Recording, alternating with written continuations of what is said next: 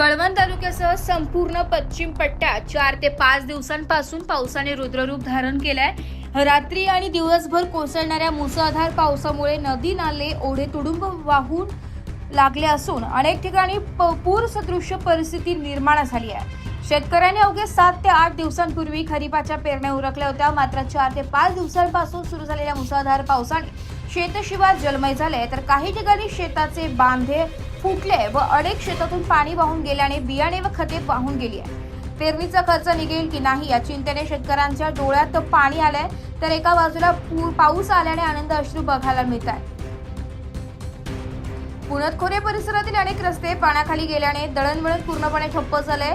काही दुर्गम पाड्यांचा संपर्क तुटल्याने नागरिकांची तारांबळ उडाली आहे। शाळा महाविद्यालयात जाणारी मुले व नोकरदार वर्ग जागेवर अडकून पडलाय।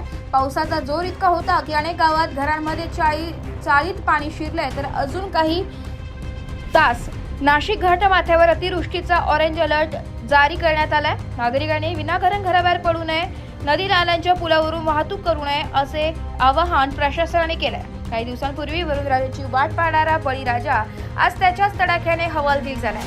पेरणीनंतर आलेल्या या आसमानी संकटाने पश्चिम पट्ट्यातील शेतकऱ्यांच्या तोंडचे पाणी पळवले, कारण संपूर्ण तालुक्यात शेतांमध्ये पाण्याचा पूर्ण जंजाळ झालेला दिसून येतोय। नाशिक लोकशाही न्यूजसाठी साऊ चव्हाण, कळवण।